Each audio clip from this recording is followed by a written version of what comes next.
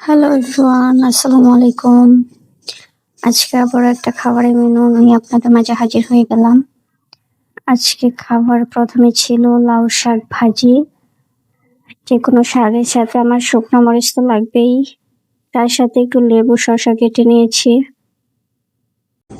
লাউ শাক আর লেবু চিপে চিপে ভালো করে খাচ্ছিলাম।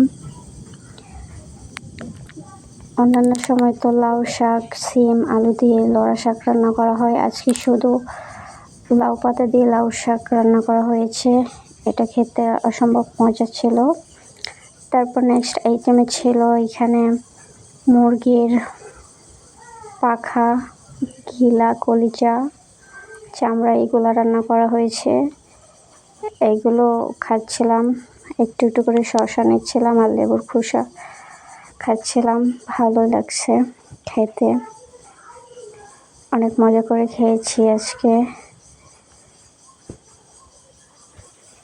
মুরগির কলিজাও নিয়েছি। আমার খাওয়া দাওয়া প্রায় শেষ। ভিডিওটি ভালো লাগলে অবশ্যই লাইক করে দেবেন।